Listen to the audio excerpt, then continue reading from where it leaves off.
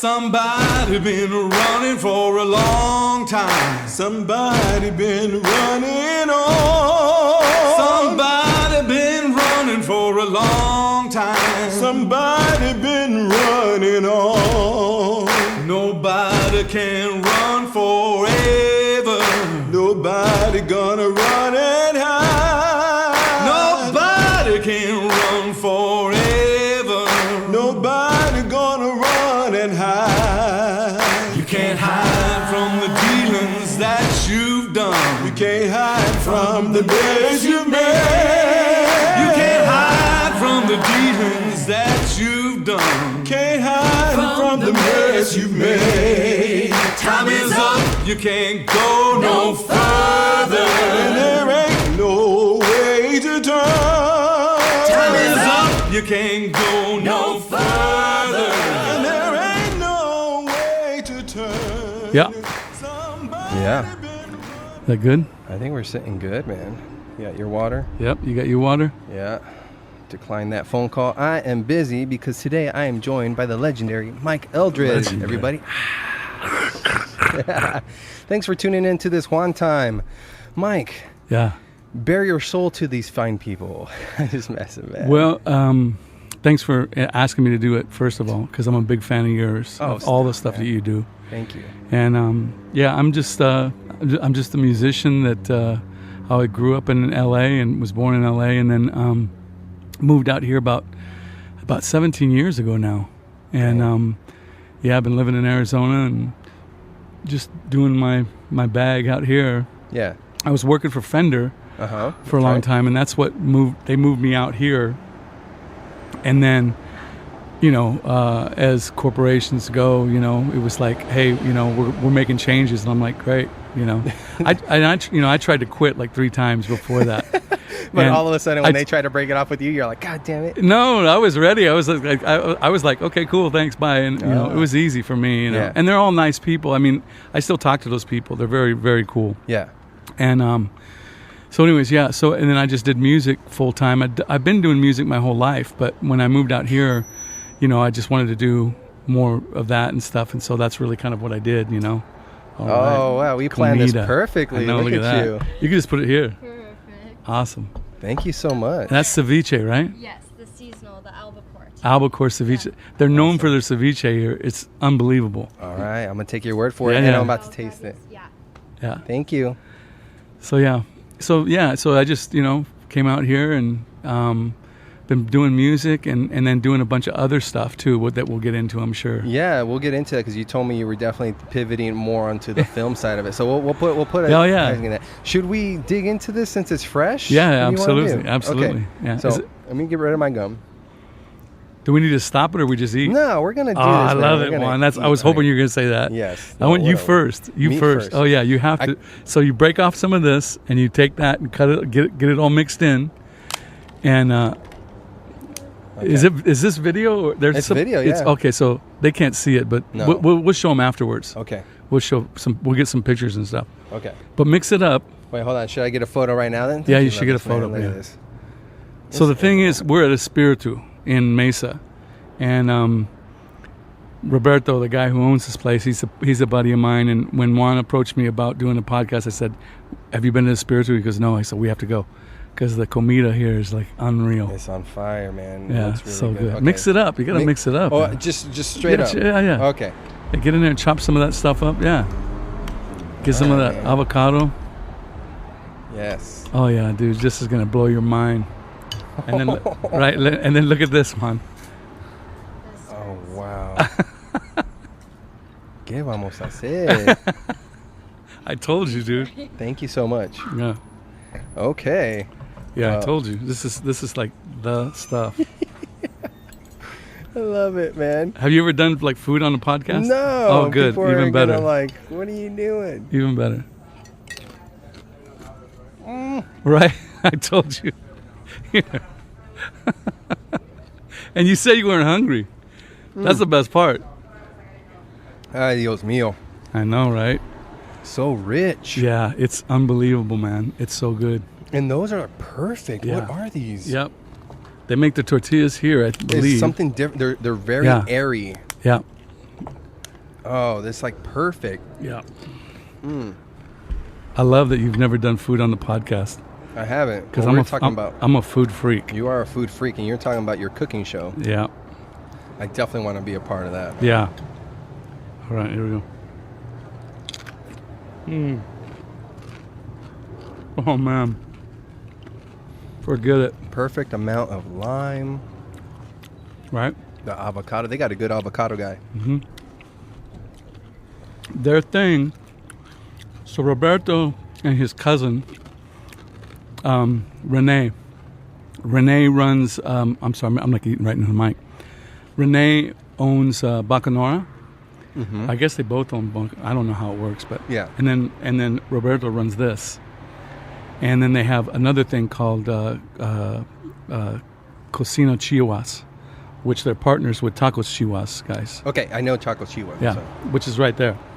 That's where it's from. I've had it before, and I wasn't sure where it was from. So they did this restaurant together, the three of them, and that one's I haven't eaten there yet, but I'm sure it's unreal. But like Bacanora, I think they got a James Beard Award for best new restaurant, Southwestern restaurant in Phoenix or something like that. Yeah.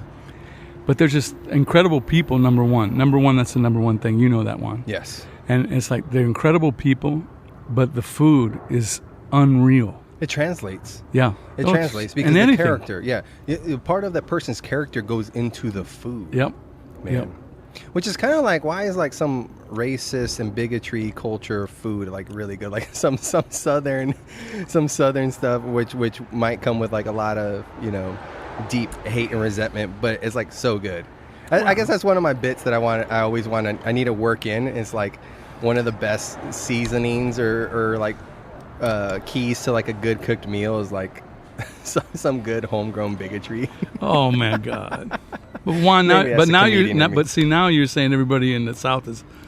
That is true. Yeah, You don't wanna do that. No, you don't want to do that. You don't want to generalize in that sense.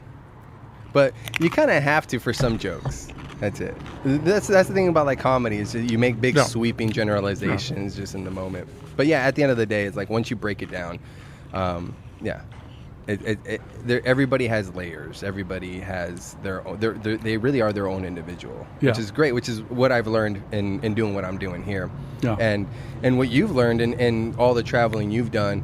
And when did you become such a foodie? Were you always that way, or was it because you were on the road and you're like, man, I'm tired of like McDonald's and Wendy's and. Well, for me, like growing up, right? A lot of my family was from the South. Gotcha. Texas.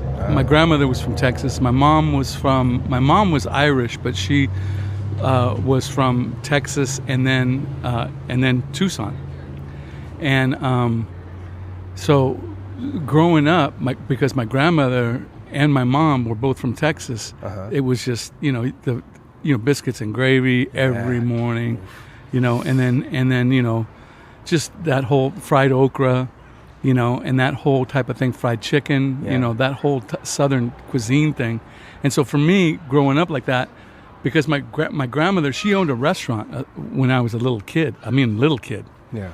And I would go to the restaurant with her because she had to watch my brother and me, and we would go to the restaurant with her. And it was in downtown Los Angeles, and it was called Cameo.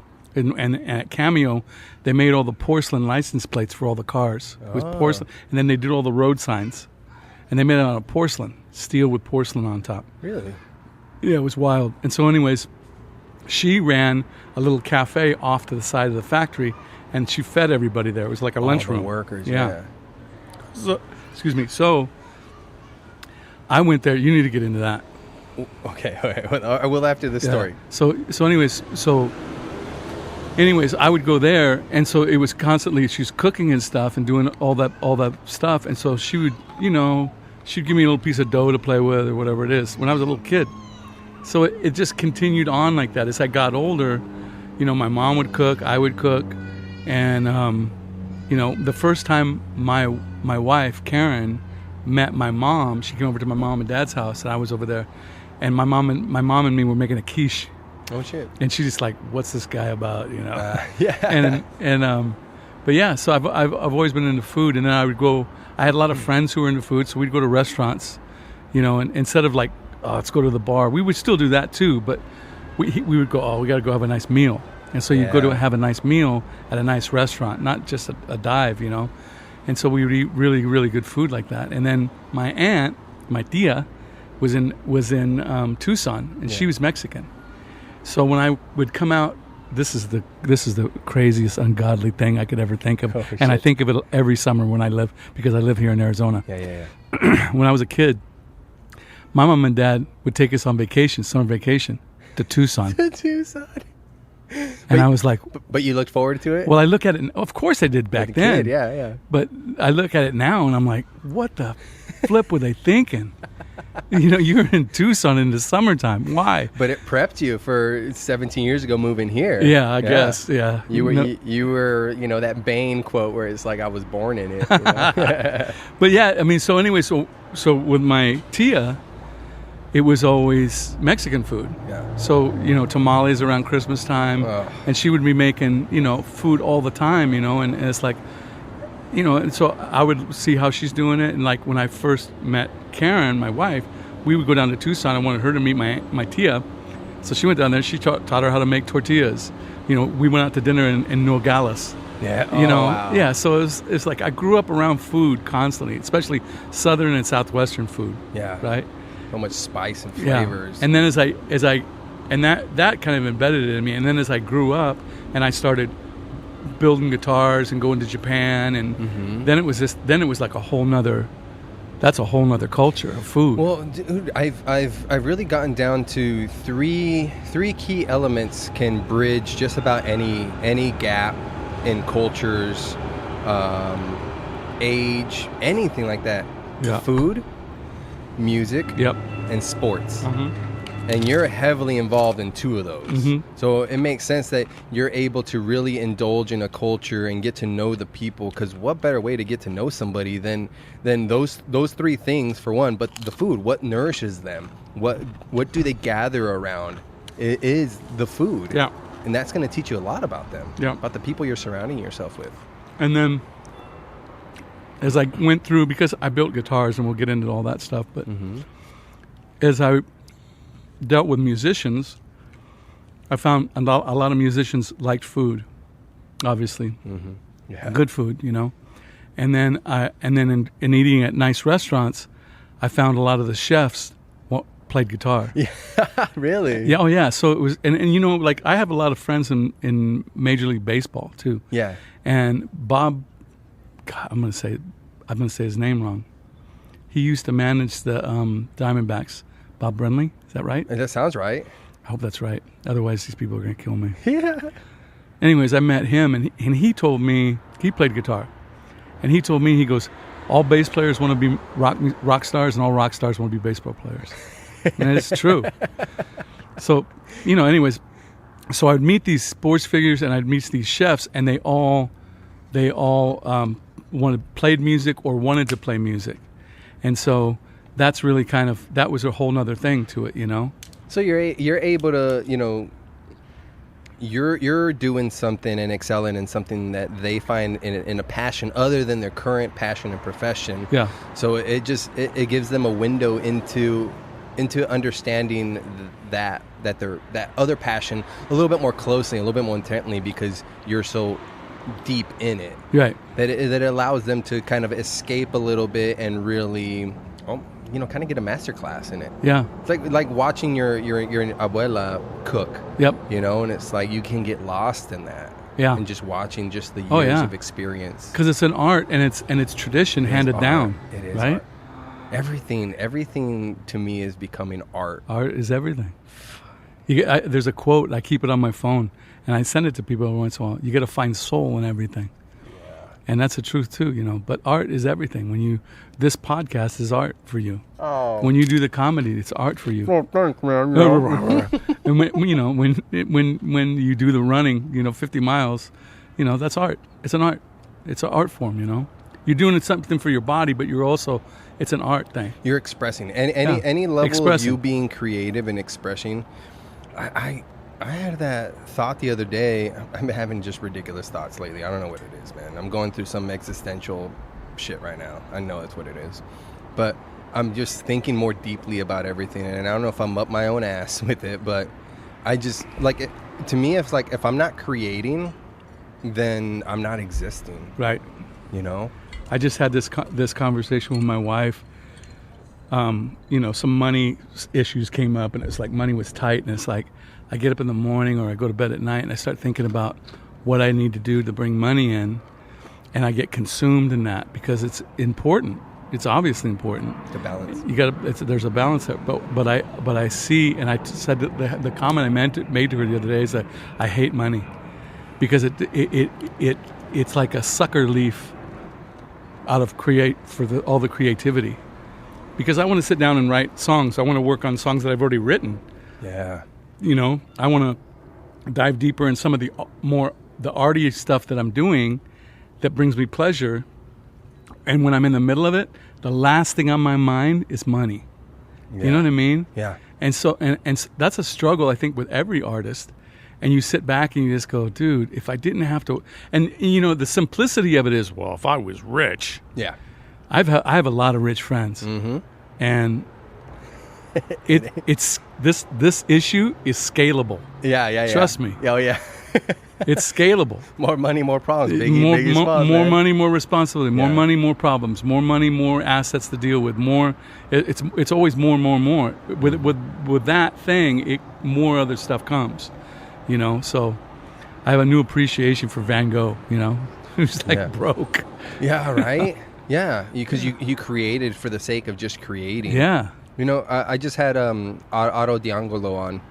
He's a renowned engineer, music producer, and he had mentioned when he hears a new artist talk about their newest album, and he goes, yeah, it's great, it's exactly what we were going for, this and that, and he goes, why were you going for anything? Right. Like art should just happen, it should just kind of happen to you. It should, hey, we're just in here looking to create, right, and whatever comes out of it comes out of it. But he's just like, I don't necessarily know if I look forward to anything that an artist says, yeah, it was really what we were going for in this. And it's like, fuck, is that that holds a lot of weight. Well, one of the things it just came up yesterday was Blaine Long. You know who Blaine Long is? He's a guitar player, singer, songwriter guy around Phoenix and stuff. And he did a thing, I think with somebody else. I don't know if it's in... Did you just share something on it? Yeah. Write a damn song on Instagram. And it's a cool concept because it's like, okay, every month we're going to pick a guy. He's going to come up with topics and or titles and or scenes. Yeah. And then you throw that out to songwriters. And then any songwriter who wants to write a song based on that stuff, you do it in that month. And then you put it up on your Instagram, and then you tag Write a Damn Song. And then people get to hear it, and it's super. I think it's such a great idea because it gets everybody sitting there going, oh, okay. And then, but you have to write a song like now. Yeah, right now. Write a song right now. Do it. And see, that's a thing. That's a concept that I toss around in my head quite a bit, Juan. And John Mayer's a good buddy of mine, right? And I'm not dropping names, but John Mayer's a really good friend of mine. And John and I talk a lot about stuff like this. And one of the things I said to John just recently is I told him, I said, I want to do a record in one day. And he goes, what do you mean? I go, I want to get up in the morning and I want to write a song. And then I want to write another song. And then I want to write another song. And then I want to write another song. And I want to get an album's, and I'll come back to this later, an quote unquote album's worth of material. Yeah. And then I want to record it. And then I want to mix it and master it. And then by 12 midnight, I want to put it out. What? That's what he said. I'm just picturing you just completely run down, disheveled, right? Holy shit. Right. So it's like your whole day, number one, from 12 a.m. to 12 p.m., right? Yeah. And so your whole day is this. Your whole day. You dedicate your whole day to doing it, And he's like, I don't know. I couldn't do that. And, John's, he's a lot deeper than I am, for sure. But it's like, that's a thing where, and he, I think that John approaches things differently, and so, but for me, I look at it and I'm like, no, that's a thing. It is a thing. And that you literally, man. Right? You're making me laugh, man, because we were just talking about before the podcast started, and you were talking about like everything I'm doing and the running 50 miles, right? And you're like, yeah, I see a lot of myself in you, and I was like, how? Like, no way, yeah. Mike. And then you literally just say, I want to write an album in one day. One day. And I'm like, how? And then I'm like, oh yeah, no, that makes sense. That's something ridiculous that I would say and play and go out to do it. But see the thing, it, man. But see the thing is, Juan, is you're sitting there right now and you're going, you could do that. Yeah, do it. You could do that, huh? You can do it. No, I mean anybody could do it. I think that if they sat down if you sat down and said, okay, I want to do it, and not have a preconceived, I have these 6 songs that I wrote 6 months ago. I'll do those. Because that's exactly what I would do right See, now. I wouldn't. That you can't do that. Yeah. See, I wouldn't allow myself to do that. It would be all about, no, I got to start at as soon as that clock ticks to 12 a.m. Drugs or no drugs? No drugs. Damn. Coffee's fine. Okay, all right, go. But as soon as it clicks, you sit there and go, okay, now I'm going to do it. Dude, I'm getting juiced up you talking about it. I want you to If you had drugs, you could do it for easily. Yeah. I'm putting out a double record by noon. And then you're going to play it, and people are going to listen to it and be like, what the fuck is this? And then you're like, okay? no, you got to play it in reverse. And then you play it in reverse, and it's like there it the is. Masterpiece. We're like, what was that you were on? Yeah. And it was love. Yeah, man. So yeah, I mean, so that's a thing. I mean, I don't have any plan to do it, but I want to do it. I think about stuff like that. Do it. You know what that reminds me of? And a lot of stuff that I'm going through right now comes out of me trying to run 50 miles lately. Uh-huh. I'm hurting a lot right now physically. I got bad sciatica pain, lower back pain. Like from the run?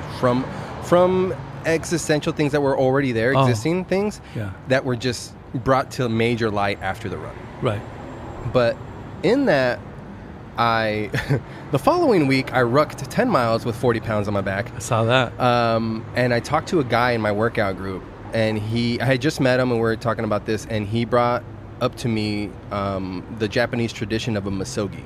What's that? And it is a task, a venture, something that you take on once a year with the 50% failure rate. Ooh.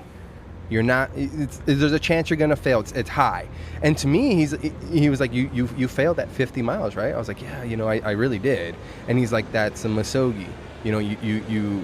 You aim to do something, and it could be simple. It could be like write a 3-page paper in German, or a poem, or it could be something. Learning a language. It could be something. Doesn't necessarily need to be, physical. Right. It could be like, again, your album. There's a high chance you're not gonna finish that, and there's something to that you learn a lot about yourself. There's a lot of testing, a lot of trials you're kind of gonna go through and find out a lot about yourself, and we're gonna fail. Yeah. And if you choose to just take it as like, I failed, so I lost, instead of like, I failed, how could I regroup and come back stronger? What did I learn from this? Right. That's the real failure, is where you're gonna fail, but did you still didn't learn anything? Then you really fucking lost. Yeah. Then you're gone, man. Yeah. So that's been ringing true to me. I like lately in misogi, and you're supposed to like be under this ice cold waterfall, like as a cleansing thing. It's like this crazy ritual in Japanese culture. But the one piece that stuck out to me was that misogi. Yeah. Do something with a high probable chance of you not completing it. Right. And then find out what you learn about yourself. See, I think that's great. I love that. Yeah. I'm all for that, man. That's like, to me, that's the thing. Because how many people go through life just going and just think about it and don't do it? That's my greatest regret. Right. Looking back is going to be like, I wanted to go for it and I didn't. Yeah. And I didn't. And to me, those are always going to be the greater regrets of my inability to take action. Yeah. Versus, I did this and I hurt this person or that person. We can forgive, but I don't know if we can forgive ourselves for not living to our potential. Yeah. I guess is the big thing that's riding on me lately. Yeah. That's a tough one. Tough pill to swallow. It's cool though. I mean, with the misogi, I like that. Yeah. You got to run with it. You got to do that album. Well, at least you're planting the seed. Yeah. And you know, I mean, like we talked about before, it's like the cooking show. And you know, there'll be a lot of things. I sometimes, like privately, I'll call it Ralph Cramden's hot dog stand. That's what you're gonna call the No, but it's a thing, and you're probably too young to know all this. But it's like the Honeymooners, right? Okay. With Yep. Jackie Gleason and all that stuff. I'd watch that show all the time. I'd come home from gigs, and you know it'd be 1 o'clock in the morning, and the Honeymooners would be on. Yeah. Reruns, you know, and I'd watch it, and they shot it all live. Which, first of all, that just blew my mind. Yeah. They shot it all live. And let me give you a little side thing. This is one of my biggest things, is that I don't like to rehearse. I don't like to practice anything. What do you mean? I hate doing that. We call it the R word at my house. We don't talk about that. And so, and part of the reason why is that, so when they taped the Honeymooners, or they filmed it, because it was all done live, I think, and it was done in New York. Jackie Gleason, he lived in Florida. And so the cast would either be down in Florida with him, and he would write the show out, but he wouldn't show it to the cast until the night before. Interesting. And he would give them stuff. And then when they wanted to rehearse, he wouldn't rehearse with them. And it would really upset them. They didn't like that. And then before they taped it, they would take a train from Miami Beach to New York to do the taping. And the whole time, and the night before, and the whole time they would be just partying, drinking, doing the whole thing. So they're hungover now. Oh shit! They're not rehearsed. They're hungover, and when you watch those shows, it's magic. It's magic. It has to be. It's because there's a lot of ad lib. There's a lot of people forgetting their lines, and I just saw recently how they would signal him to do that stuff. Anyways, I got to stay on the same point, but that whole thing about, you know, not planning anything out, not rehearsing things and stuff like that. And for me, a lot of these things that I think of, there was one episode of The Honeymooners, and it was like Ralph comes, he's a bus driver. He comes home and he goes, I got it. You know, me and, you know, his buddy, Norton, he goes, we're going to buy a hot dog stand. Yeah. And we're going to make all this money. We're going to be entrepreneurs. We're going to do our whole thing, you know. But he was always coming up with some cockeyed scheme like that. Yeah. And his wife was like, what are you doing? You know? And his bread and butter was being a bus driver, you know, and the other guy worked in the sewer. But he was always coming up with these hot dog stands. So that's why I always call, like, the cooking show, it's a hot dog stand. Gotcha. You see what I'm saying? Yeah. That's a long way to get to what I was saying, but it makes sense because I come up with these ideas to do stuff, and like Papa Legba HooDoo Barbecue and Soul Supply, same thing. But it's just like, I just looked at it, and again, it was an art project. Anything I do is an art project. So I sit there and I go, well, do I want to do a cooking show? Yeah, I can do a cooking show. And then I conceptualize it. It's like, I want to gear it towards guys like you. Do you cook very much? I don't. Yeah. I don't. So it's guys like you. See how I called that? It's guys like you, right? Who don't cook very much. You probably eat out more than anything, right? Not really, man. I really don't eat that much, and that's why I'm staying slimmer. So. But you know what I'm saying? It's like a lot of guys your age will go out. They eat out. If I am going to get a meal, Yeah. most of the time it is out. Yeah. I'm getting And so what my thing is that it's really the cooking show is geared towards guys like that, where it's just like, okay, let me show you how to make something really fast and easy and good. Yeah. You know, and then in the middle of that, have a guest come on who is maybe a musician or a comedian or a baseball player or whatever it is. Yeah. Talk about his work a little bit, and if he's a musician, it's like, hey, let's play some music while that's cooking, and then we sit down and play a song. Oh, right? Badass, man. Yeah. It's a great concept, idea, and man. I've shot 4 of them, but it's like, again, like we were talking about before, I get paranoid of releasing it because if it's like getting a dog. Yeah, it is. You got to feed that thing every night. Feed it and walk it. Yep. Yeah. You forget about that. You think of all the fun things or the relaxing things of it. I'm watching TV and the dog's on my lap. That's now it's got to take off. Yeah. Oh shit, the dog crapped in the carpet. Oh, now I got to clean that up. Yeah. I'm not so much into cleanup. It reminds me of a joke I have right now where it's my daughter just has to be in gymnastics. And I'm like, what's more expensive, gymnastics or finding a hitman to put out to finish a contract on my daughter? Oh man, brutal. It's bad. Okay, all right, we're taking a quick break. Not a break as far as off camera, man, because we just go balls to the wall here. What is this called? So this is their skirt steak. No. Get the tortilla. Okay. There should be 2 in there. No, nomás hay uno. Only one? Okay, here just you rip go. it in half. Yep. Ándale. Okay. Papas, Papas? right? And then there's some onion there. Yeah. Put everything in there, and then you have to get the bacanora beans, Okay. and you have to get some steak in there. I do. I definitely do. Oh my God, you guys are gonna watch Juan pass out. It's so good. You got more steak, no? I got the one piece. You Did I got do more? Mas. There you go. I don't know if that's gonna fit in my mouth. That's not gonna Mike. fit in your mouth, but you need to go at it. Is that the first time you've said that? Look at watch.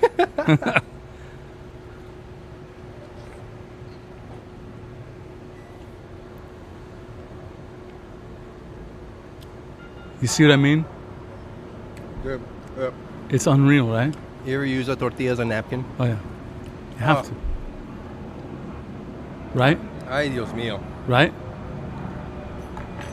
Dude. I told you. Dude. See, it's a gift that keeps on giving after that bite. Look at you. It's unreal, right? Unreal. That's why when you said to me, I'm in Mesa, I go, dude, we got to go to Espiritu. This place, if anybody's watching or listening, you have to come here. You have to come here. This is so good. With the onion, I'm just going to dig into it like this, man. it's so good. The bacanora beans. Look at that. Papas.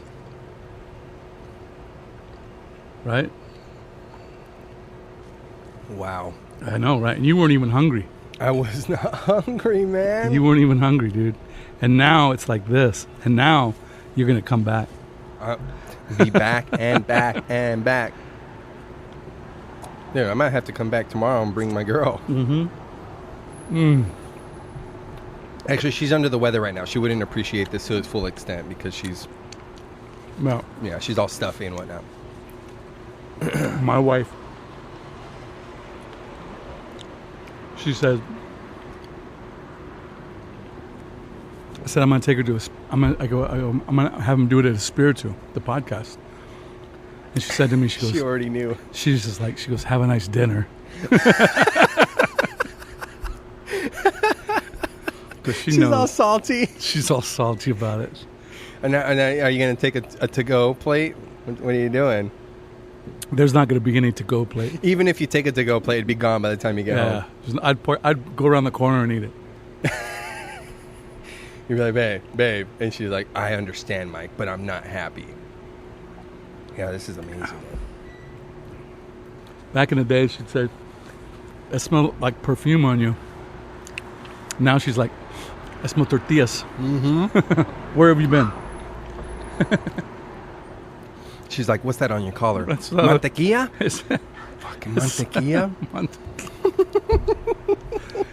Oh my God. This is wild, man. Right? Dude, what a joy, man. I could not. This is crazy. I'm sitting here. It's a beautiful summer day outside. It's literally a beautiful summer day outside. Mm-hmm. I'm sitting with the great Mike Eldred. Wow. I'm eating fantastic food from Espiritu and having a great conversation. Man. Right. Life's good sometimes. Life is fucking beautiful, man. God, I'm very thankful right now, man. Yeah. So yeah, I mean, I think that coming up with stuff like that, I mean, that's why when I see you do your thing, it's like at least it comes off as, hey, I'm going to do that today, you know? Where I don't. It's a thing, man. It really does. Yeah. Hey, I'm going to do that today, and I love that because and that's what I was saying to you. Like, well, I think we were pretty much alike because I wake up and I'm going, hey, I think I'm going to do that today, you know? And so, yeah, it's a good thing. good way to be. And so, in some ways, I think it drives people crazy, though. It can. Yeah. It can, for sure. Yeah. You know, I think at first we'll see how it goes with my lady, man. She's awesome, but it's like, yeah, I'm definitely gonna test some of that, because I think people, we fall in love with the idea of people. You know, you fall in love with like the powerful, successful man, and then you're like, well, he has no time for me. And it's like, well, he's out being powerful and successful. Right. Oh, wow, I really want that beautiful model over there. And then you get upset that she gets all the attention and she gets hit on and like all these things. It's like, brother, it comes with the territory. Yeah. So it's like this thing that kind of you gravitate towards somebody initially can also be the thing that really turns you off after a while, because you're like, wow, it's like this doesn't shut off. Yeah. You know, and it's like it Yeah. doesn't, man. The great qualities of people, it's like it's a double-edged sword, which is, I guess, could bring me to this crazy point about genius. Yeah. Genius and crazy are next door neighbors, man. Oh, yeah. So when people look back and they think of all these powerful artists and thinkers and all that, and then you find out how weird they were, or that they wouldn't be quote unquote woke or PC or anything like that, and it's like there's something about people that really, you know, become a niche or become like this. I don't even know the word I want to select right now, but it's like they're not normal, and you can tell that by how great they are, and then you expect them to be normal. Yeah. What the hell is even normal? But and you can speak to that because, again, you're friends and familiar with, for all your years, of very quote unquote successful people when it comes to industries. Right. And you can see that where it's Yeah. like, man, this guy's awesome, but maybe in doses. It's interesting. I had this conversation with John Mayer, and excuse me, and I was quitting drinking, right?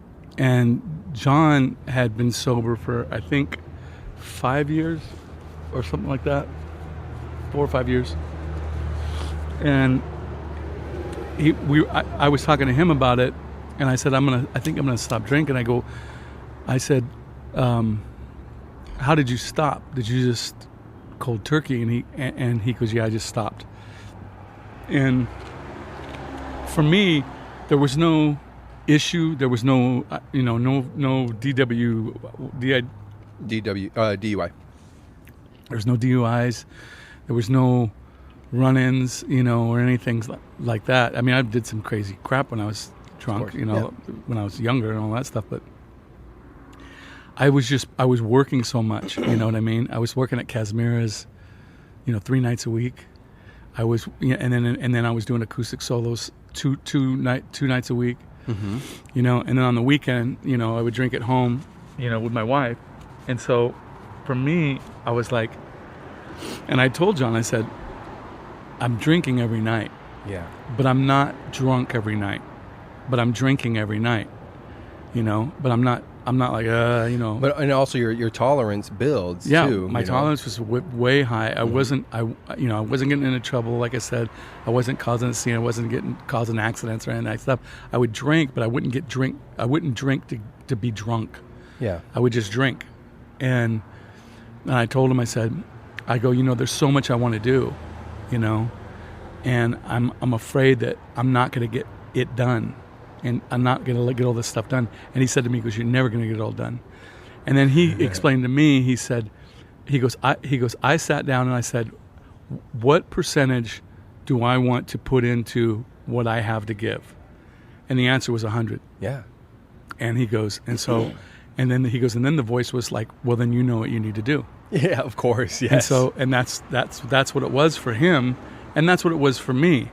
And, one of the things that John said to me that really is one of the neatest things that I've ever heard anybody say, he said to me, he goes, you have so much originality. And he said, you're one of the most original people that I've ever met, that I know. And that meant a lot to me, especially coming from him, Exactly. But I sat back and it's like, okay, if I'm portraying that to him, I'm probably portraying that to other people. Yeah. And I feel like I need to flex that muscle more and try to do as much as I can before I'm dead, right? And just kind of and just push the envelope and say, why can't I do that? Why can't I do a record in one day? Why can't I do a cooking show? Why can't I, do this or that? You know what I mean? So for me, that was really kind of a changing point, and I looked at it and it's like, I want to put in that 100% and figure it out, and push myself. Yeah. Which is what I see a lot of you do it too, Dude, yeah, I mean, you're speaking to me right now, man. Yeah. I mean, I know you can see it in my eyes, but it's that's it. It's like, why can't I? Why? Yeah. And you can if you're giving it 100%. Yeah. And the issue I'm having is going about it the right way, quote unquote. To me now, I'm looking at it the right way is I'm fighting so much to stay relevant in today's social media and to stay present, right? Yeah. And I know you know this because I do. I mean, I'm speaking to the freaking choir here, but preaching to the choir. But I think I do lose the ability to make something bigger and greater because I'm so focused on staying present. I need to stay in your face or else you'll forget about me. I need to be here. You need to see this. You need to see this from me. That it doesn't allow me to really focus on something and to do it right, per se, and to dedicate the time that it's necessary for that. And that's why I tell folks right now, man. I mean, if you are in your 20s, you don't have any kids, like, you need to go for it. That fire needs to burn inside of you. Because as well intentioned as it was, when people told me, "Oh, you're young. No worries, man. You're young." Dude, and it is true. You're young, and life is long and it's short. Not in that order a lot of the times, but it is. You never know. You can blow up or you can become successful in your 50s, 60s, 70s years, this day and age. Who knows? But also, you don't know when you're going to go, and you don't know what the future holds. Yeah. But right now, you can do something about it. So that fire needs to burn inside of you so strong, and you need to just go, just move, just get the wheels moving. Because what I've learned and what I've been doing recently is that people really respect you going after something and willing to fail publicly. Yeah. Which is what I'm experiencing with being as present as I am on social media and sharing everything, being as open as I am. Yeah. People they actually appreciate that more because it's like, oh, I could never do that. I can't put myself out there like that. And to me, it's like, I don't feel alive if I don't. If I don't do that, and share it, because I get inspired from seeing other people go after it. Well, and the thing is like, when we talked that one night in the parking lot after one of the comedy things, it's like, you inspire me because I sit back and I just go, well, I want to try that, and it's one of the hot dog stands, right? Yeah. So you sit there and you go, I want to try that, and then what keeps me from trying that, And so then when I see stuff like, well, it kind of makes me uncomfortable, then I start sitting there going, oh, that's a good place to be. Yeah. That uncomfortable part, you want to be there. You're going to trust grow. me. Yeah, you're going to trust me. That's where you grow. Yeah. And I always tell people, it's like, hey man, the fruit isn't on by the trunk. The fruit's out on those limbs, and you got to climb out there. Right? Chills, dude. But that's the truth. That's it. You have to go out on. You're not going to get. You can sit and wait for. Oh, Mike, that's beautiful. You can sit and wait for that stuff to hit the ground, but then it'll be rotted. You need to go get it. Yeah. And that's the thing, and you need to be afraid. Oh man, I got to go out there. So now when I come up to stuff like that, it's just like, okay, yeah, that's a thing. I need to do that. I need to go do that. Yeah. And so, I think that comes through a lot from what the stuff that you do, and the stuff you post and all that. And I hope it does, because I get the inspiration from seeing that. So I want to reciprocate it. Yeah. It's done so much benefit to me from seeing people do that. It's for seeing people, just spill their guts out and bare your heart, right. To do that it inspires me that I can easily turn around and maybe touch one other person by doing the same. Why can't I? Yeah. Can I do it? And going what I've gone through in the last, handful of years, like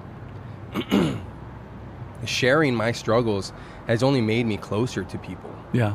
And of course. So it's like, you would think it's like, oh no, keep it together, keep hush, make sure everybody thinks you have it all together and found and worked out and you have it figured out.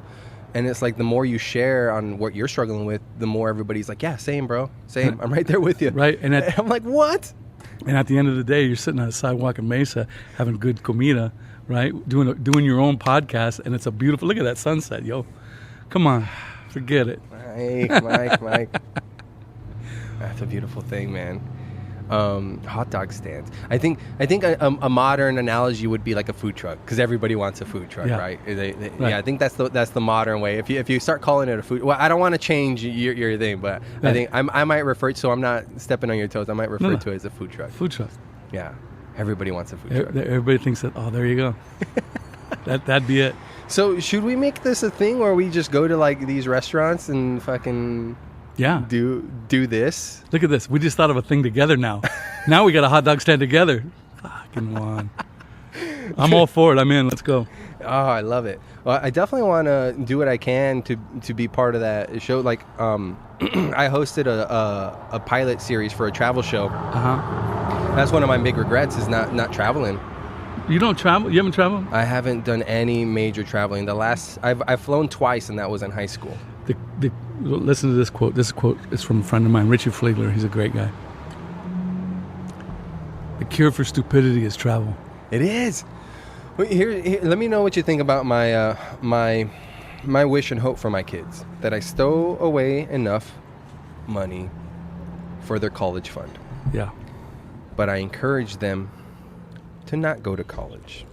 I encourage them to travel the world for a year and a half, 2 years, whatever. At least a year and a half. Because obviously nothing's going to teach you more about the world than traveling. But nothing's going to teach you more about yourself than what it takes for you to thrive in another culture. Yeah. And to see the world. Dude, I've seen so little of this planet, you know? The thing, okay, so first of all, I wouldn't, especially today, I wouldn't be sending my kids to college. I would hand them a ticket to Italy. Yeah. Say, go make bread for a year or whatever you're going to do. Oh, yeah. You know what I mean? Figure out different cultures, learn a different language. I mean, and I've traveled a lot, all over, everywhere. And I remember I was in, I think it was Dusseldorf, Germany, and I was working for Fender, and we were doing a bunch of Fender dealers. Different dealers would come every night. Benelux dealers would come in. Dealers from Germany would come in. Dealers from France would come in. The next night would be dealers from the UK. Mm-hmm. And we would do this every night. And it was funny because there was this guy, he was from Belgium. And he came up to me and he said, we were talking and stuff. He goes, I got a joke for you. I go, okay. He goes, what do you call somebody who speaks 2 languages? What do you call somebody who speaks 2 languages? I got you with your mouth full. Bilingual. What do you call somebody who speaks 3 languages? Trilingual. That's right. Very good. What do you speak somebody who speaks 1 language? Juanlingual? American. And that's the truth. It's the truth. I mean, it is a testament to what we have created in our culture here, that we are such a big superpower, but it's also limited us, in a sense, to experiencing the world and to growing, really. Mm-hmm. You know, it's what it is. But it's like at schools, right? When I went to school, they had an auto shop, 3 bays, and they would repair people's cars and show you how to do it. Yeah. They had a welding class. Mm-hmm. Mm-hmm. They had a wood shop. They had a metal shop. They had a lapidary shop. They teach you how to make bracelets, rings. I made all that stuff. It's school. Yeah, so I'm from a small school, small town. Right. So we did have like shop, and I was in welding and all that, but I didn't take to it. Yeah, they had horticulture. So they had an acre plot of land in my school, and we would grow stuff, and they teach us how to germinate stuff and how to get seeds started, the whole bit, right? Yeah. Growing your own food. Yeah. They don't do that stuff no more. And it's tough because for a young person to go to school, I have 3 kids. My oldest is 28, 20, and then 25 and 22, right? And they got out of high school. They didn't know how to do their taxes. They didn't know how to build a box or cut wood or use a circular saw. They didn't know any of that. None of them. Because where were they going to school? Just Public school, Yeah. high school, in Chandler. In Chandler? Yeah. Yeah. A lot of that stuff gets lost because it's like, I mean, schooling, when you look at it, it does seem like we're just building cogs for the machine that's running and how it's running and flowing. And then at the end of the day, we're not even doing any of the production here. We're outsourcing everything. Yeah. It's lost. Yeah. And then you pay all these extra dollars to learn something that should have just been handed down, but if built into the culture. You would have already known it. And then, if, something happens at your house, A pipe breaks, sprinkler head needs to be replaced. You have to know how to cut the PVC. You know how to prime the PVC. You have to put the glue on. You have to put the other fitting in. I mean, that's a lot. And you should be taught that stuff. I think you should be taught that stuff. And I'm sure, some people say, "Oh, I'll leave it up to the parents." But then when you look at society, there's not a lot of two-parent families anymore. It's a lot of one-parent families, and it's like, okay, who's going to do that while they're working, trying to make the rent and all that other stuff? So, anyways, it's a big long thing, but it all comes back down to it's a really great idea to get out of here. Now, I've traveled a lot during my life. Yeah, I've been everywhere, but my wife, she's only been down to Mexico, right? Really? Yeah. So next year, my plan is her and I are going to Europe, and we're going to do like two or 3 weeks. Can you adopt him, little Mexican baby? This is my little Juan. Juan, come on. So Sí, papi. but we're going to go over there for 2 or 3 weeks, and just kind of chill out and walk around. I'm going to show her some of the stuff that I've seen, and then together we're going to see stuff we haven't seen, that I haven't seen. Yeah, share new experiences and together. Food and people, and it's amazing, man. Do you notice you had said that you're sober? Do you partake in any alcohol for any sense, like to cheers, to toast somebody, for special occasion? I can. Like, I think I forget where I was at. I love mezcal. Oh, yeah. And my daughter, she loves mezcal too. So she'll bring home a bottle of like really, really good mezcal. And I'm like, let me taste it. And so like I'll drink a little bit of it, but it's very rare, And it's not that I can't. Yeah. And I was who was I talking to? I was talking to somebody the other day about it. Oh, we were at Musso and Frank's in Hollywood. Okay. My brother and I. And there was some movie premiere out there that I had to go to, and my brother had never been to Musso and Frank's. And Musso and Frank's has been there since the 20s, and it's beautiful, great bar, restaurant. Yeah. So we sat at the counter, and the guy comes up to me, the waiter comes up to me, and I go, he gives us the menu, and then he gives us the wine list, and he starts the cocktail list, and he starts going over all the cocktails. And my brother doesn't drink either, so we don't drink. Oh, okay. So then he takes that away, and then he comes back, and I go, because there's a bar next to it. Yeah. You go through, there's a little walkway, and then they have just their bar on the one side. And everybody, Sinatra, Dean Martin, all the actors used to drink there and all that stuff. And it's a really historic place. So I go, what time's the bar close? He goes, I think 9. He goes, why? I go, I got to go over there and get a martini. And he says, I thought you didn't drink. I go, I don't drink. He goes, but you're going to go get a martini. And I go, yeah. And he goes, why? And I go, because it's Musso and Frank's. Yeah. And then somebody goes, but you don't drink. And we kept This going back paradox. there. And I told the guy this. I go, there's a difference between I don't drink and I can't drink. Yeah.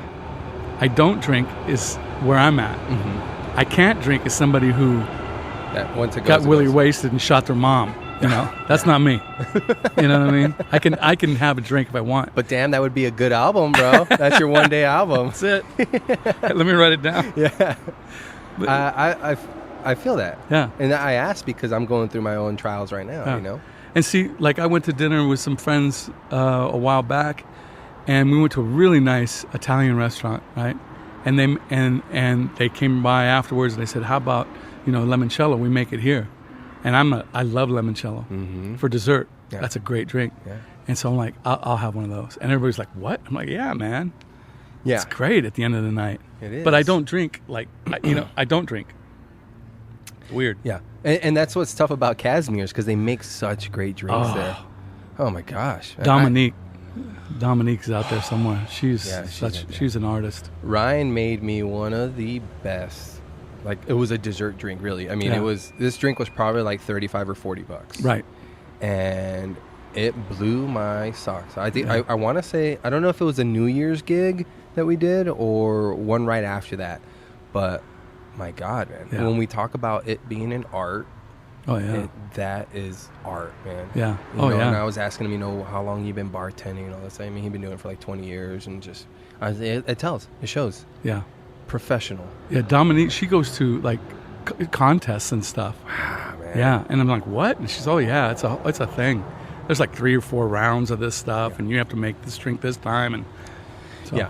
So that I asked because I did get a DUI back in March, and Everybody gets them in Arizona, well, yeah, zero tolerance, right? right? Yeah. Luckily for me, I mean, there was no accident, no one got hurt. Only my pride and my ego, right? Yeah. Because of course I'm not one of those people. I'm not them. I'm not this. And newsflash, buddy, you are. All right. that's what it finally was. But with me being being a performer, I was always just a bedroom player, and my friend Alex had talked me into playing with his band, and I was like, okay, man, like I do need an outlet. I do want to play. I want to have this. And a part of me was like, you don't belong on this stage, man. You're not good. You're not this. And so I would take a couple shots, and now guess what? I do belong on this stage. People are enjoying me playing and seeing me playing all this, because for me too, it was as much it was an audible show, music show. Right. I was also there to perform physically, so I was animated on stage. I'm there. You're there for a show, and so it got away from me, because everywhere you went, you have a tab. Everywhere I went, it was new people, and I was like, I need to make sure I have a couple shots in me, so I'm loose, so I feel like I belong up here, right? And that's why I wouldn't smoke any marijuana beforehand, because it would make me paranoid. Oh, everybody knows you suck. Everybody knows this, and it's like, it's just this fine balance of insecurity, really, that I be dealing with, and alcohol played a big role in easing that for me. Yeah. And then, when stuff got tough with the band, and, I was really stretched thin, and then I wanted it, to maybe, escape from whatever the responsibilities that I had, and not necessarily escape any responsibilities, because I was at work when I needed to be. I was, a parent when I needed to be, but I was abusing alcohol, and I can admit that now. And that's why I'm like, I don't know when I'll have another drink, because I'm not, again, it's not like I can't, it's just I don't right now. Right. And man, it felt so good when I sat in front of that judge, and he's like, you're pleading to this, how do you plead? And when I said guilty, I thought I'd be like a shell, like, kind of come down. But I felt so free to tell, the person that was kind of handing, my life or whatever in his hands, like, I'm guilty of this. Yeah. Well, he's seeing you take responsibility. It felt so good. Yeah. It was crazy. I didn't expect that to feel that good. Yeah. Where I'm like, and now I'm going through the process of all the back end stuff. Like, it's expensive, man. Like, I know. Guys, do whatever you can to, drink responsibly. I mean, that's at the end of the and day, it's so tough out here, because so their level is so close, and there's zero tolerance. They do not let you slide. No, it's that, and also alcohol is so infused with our culture. It's everywhere. Well, happy hour this, that. Juan, that's the thing. One of the things that John and I talked about, and John said it. He said, whenever he was in a social setting, and he said, you need to watch this and see how it is, and watch it play out. He would say, whenever you're in a social setting, alcohol sets the tone. Yeah. Alcohol's the one telling you what's going to happen. When you get up, you're going to go out with your friends, you're going to go to a bar tonight. Alcohol's telling you what you're going to do, who you're going to be with, and what drink you're going to order, and how many you're going to have. It's all alcohol telling you what you're going to do. And it was interesting to hear that concept, because it's the truth. And then when I stopped drinking, and then when I went around and I would be in social settings, it wasn't hard for me. It was hard for you. It was hard for, it was hard for my wife. It was hard for my daughters. It was hard for all my friends. My neighbors my neighborhood's really great, and we're all friends, and we all like, let's get a fire pit going in front of Mike's house tonight, or Ron's house, or whoever's house. Yeah. And I got this new bourbon. Oh, I'll bring it out, and everybody would drink. When I stopped drinking, they I don't want to say they stopped including me, but they expected me not to come. Yeah. And I think my wife said to me, she goes, well, we're not going to be able to go to Trader Sam's anymore. And I go, why not? And she goes, well, because you don't drink. I go, yeah, I can have like a Sprite or even water. Yeah. You know, it's like it's not a thing. It's not like, hey, I got a flag, and you see how alcohol dictates what's going to happen. Yeah. You know, alcohol now at that point it's like Mike's in their minds, because alcohol is dictating to them what's going to happen. In their minds, I'm like out of the picture. I'm not the guy. Yeah. You know what I mean? Well, I could almost picture, like, again, me, if someone's not there, or if someone's there and they're not drinking it, and I'm getting, I'm hitting it heavy and kind of making a fool of myself. Well, now this guy, you need to be a fool with me. You need to be right in there with me. Right. Yeah. Or else now I feel like that's a big thing. You're judging me. That's a big thing. Hey, well, that's a big thing. And I see it happening all the time. And then this is another thing that John taught me or told me. He said, the toleration. Like, I'll be in a situation, and if there's a lot of drunk people around me, I'm like, check, please. Check, please, yeah. I got to get out of here. You know, it's so crazy. You would think that I would have hit alcohol even harder being in this stand-up thing where it's like, it's so raw up there. Yeah. You're literally just like, hey, guys, this is what I think. Do you also think it's funny or interesting? And when they're not engaging at all, you would think it's like, fuck, dude, let me go get a drink. And I'm not. Right. I'm not. It's so wild to me. Yeah. I don't know. It hit me at the right time, Yeah. I think, because if I was any younger, who knows, man, Oh, yeah. It did hit me at the right time. I can only be thankful for that. Yep. And you're right, though, as a musician, I mean, the reality of it is that I never bought beer. I never bought any drinks. Hey, what are you drinking? I got your next shot. Yeah. Or either people would buy them for you from that, or or the bar, you'd had a tab, and it's like, I'll take this. And I would drink. God, when I think about the money, yeah, I would, if they were charging me, I would probably be doing $150 a night. Yeah, I was easily there. Even with my band tab, I was still doing, $60-$70. Yeah. On it. And I was like, how? Like, no wonder I'm so fucking negative right now, man. Yeah. It's And then you wake up, it's like, oh man, that car's so hard to start in the morning. You know what I mean? Now I'm up at like 4 a.m. Bam! There you go. I'm sore still, but yeah. I was so detached from how anything operated that, like, I think it might have been like the following week or within 2 weeks of me like losing my license, where they took it, they didn't give it back, they give you your per diem, so you can drive with that. So it took me a while to find out, I can still drive, it's just this weird license. And I went to my buddy's show at the Rebel Lounge. Right. And it was 21 and over, or I think it was old ages. Anyways, it's a venue, not really a bar. Right. It's a venue. So when I went there, they carded me. And I was like, oh my God, I don't have an ID with me, because I only ever had my driver's license. And I didn't even think about it, because anytime I've been in a situation like that, I was performing, or I'm old as fuck, so they're not going to card me. But I was in this situation where I'm not performing. They have to check, because I think it was an all ages show or something. Yeah. I'm not sure. And here I am like, sorry, I don't have my ID, but this ticket says I can drive, and it's my temporary ID. And the guy's like, get the fuck out of here, dude. Right. And I felt like such a buffoon, because me and my lady had gotten dressed up. I dragged her out, and here I am being like, get the fuck out of here, dude. And I was like, that was another fucking thing. Like, They wouldn't let you in? They didn't let me in, man. The security was just, I mean, they can't risk it. I get it.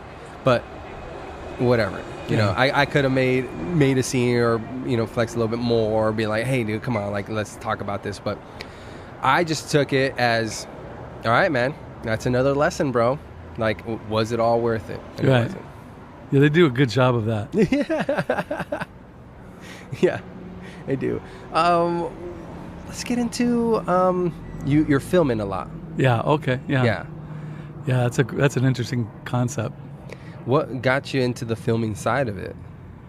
So, For me, as an artist, I've made, from my own stuff, I think I'm on the 5th record now. And I did 3 records with Lee Rocker from the Stray Cats. Mm-hmm. I did a bunch of music for soundtracks and commercials and TV stuff and all that business, and I still pursue that. Yeah. It's artistic, but it's also, that's really kind of commerce. Where you really try to, because they come to you and they say, I want this, and you go, okay, and you give them that. But you give them that in an artistic way that makes sense for them and for you. Almost like a commission-based art piece. Right? Yeah. And so, anyways, I was making these records, and I'd made this record. The last record I made was called Baptist Town. And Baptist Town had John Mayer played on the track. Robert Cray played this lead solo on the title track. David Hidalgo played accordion and sang backgrounds on one of the tracks. I recorded it at Sun Records, and then I mixed and mastered it myself and all that stuff. And it was a great record, But it was all songs.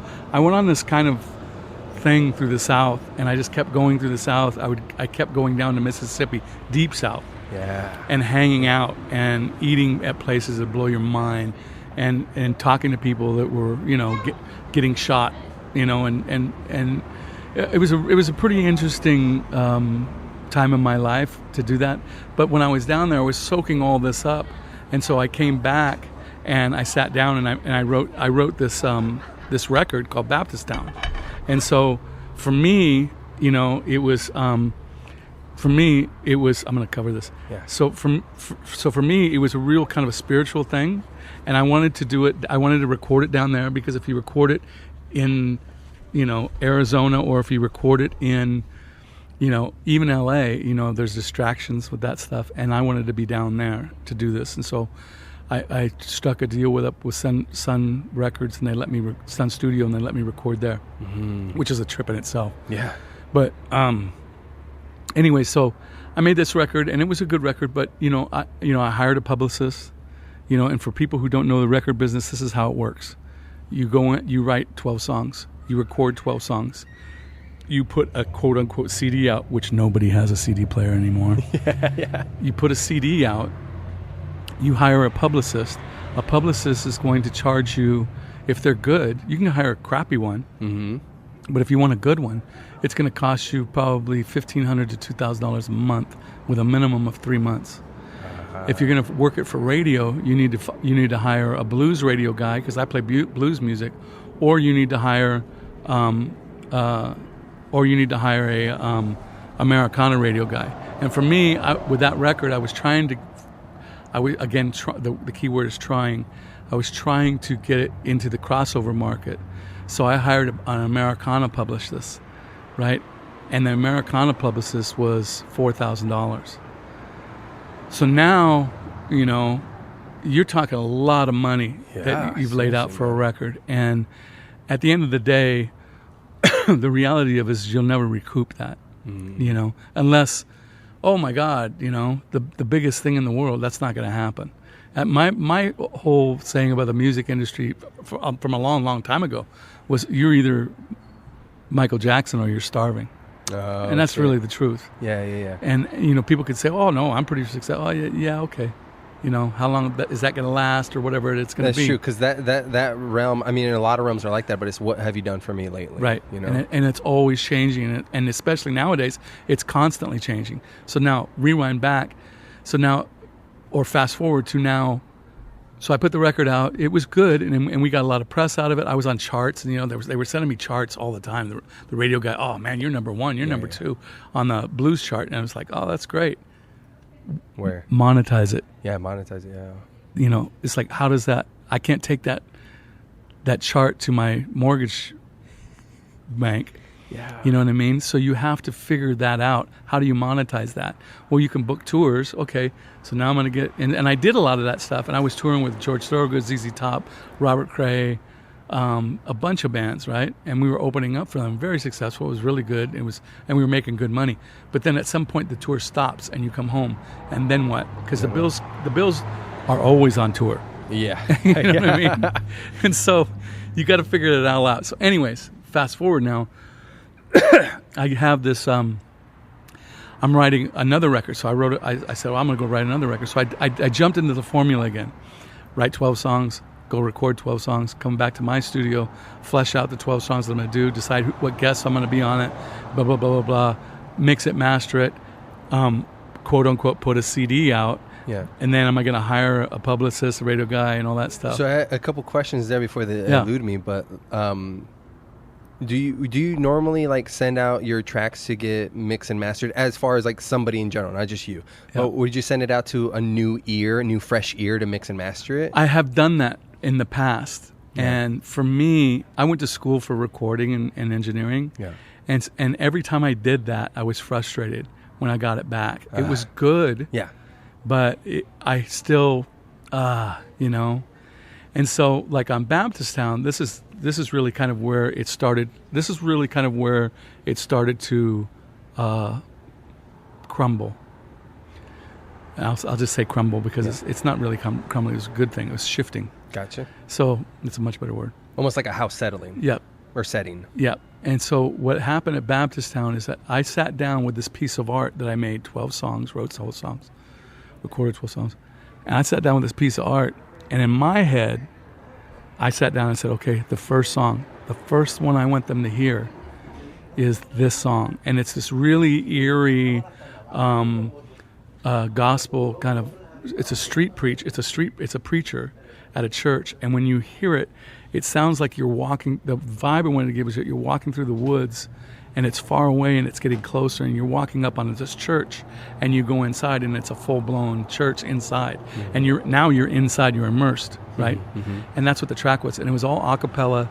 There was some clapping and stomping and it started with this preacher and then it evolves into this back and forth with this buddy of mine, Jarvis Jernigan, who lives down in Jackson, Mississippi, and we were switching verses, right? And so it's a scary song, right?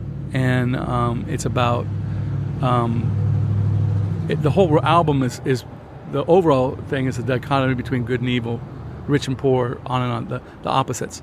And so this particular song was really about good and evil fighting.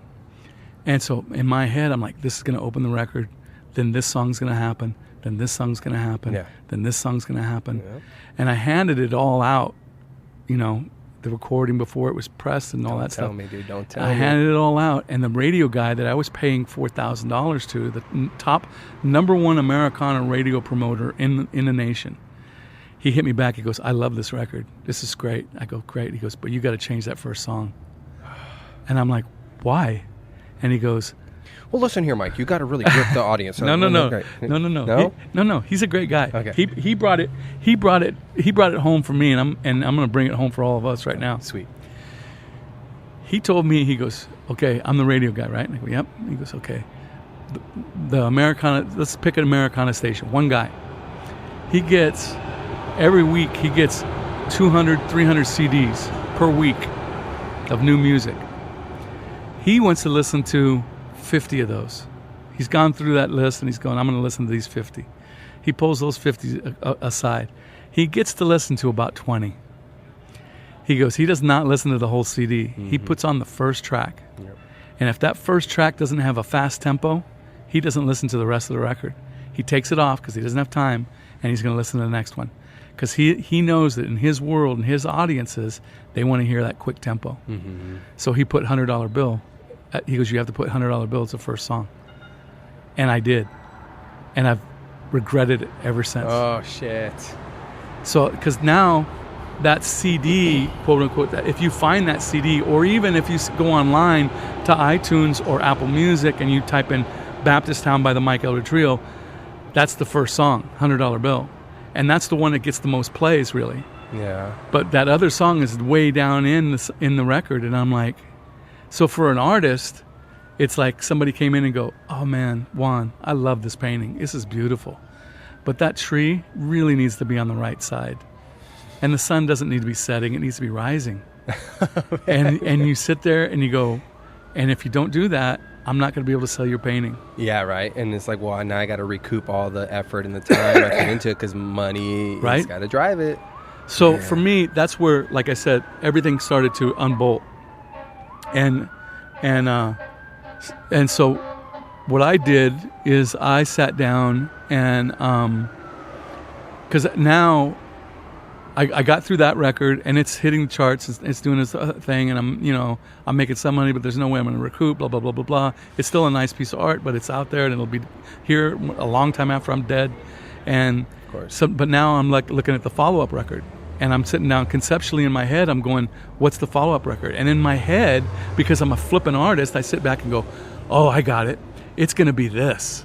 And I start putting it in my head, and then in the back of my ear, I'm hearing, but they're going to fuck it all up, dude. So it doesn't matter. Oh, man, yeah. And so I sat back and I just stopped. I went to LA and I recorded, I think, 13 songs. And then I got home and I started working on it, and I started putting it together. What artists what guests were going to be on it.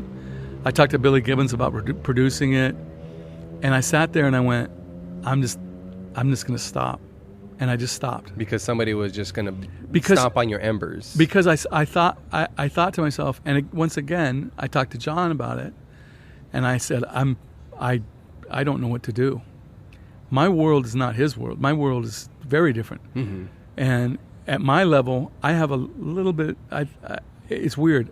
It's not as monetarily successful, but I have a lot.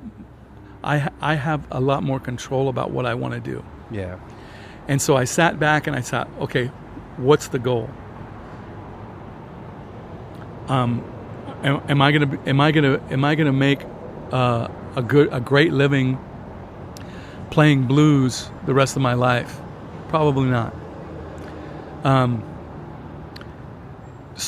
I still want to do it. So it's an artistic thing. So I sat back and go, okay, so what am I going to sacrifice there? Yeah. And I sat back and I said, and this is where it all really clicked for me. When I sit down to write those 12 songs, every time I sit down and write a song like $100 Bill or 6149 or whatever the song is, when I sit down to go write that song, I sit down with a pencil and paper and I make up a movie in my head. In my head, I know what the characters look like. I know what the setting is. I know what year it is. I know what it smells like. I know what it tastes like. I know exactly what this looks like. And you know what I'm talking about. Yeah. And most people out there know what I'm talking about. That's all in my head. And I'm like, man, this is great. And I write it all down. And then I go to a studio and I sit down with two guys who've never seen the movie.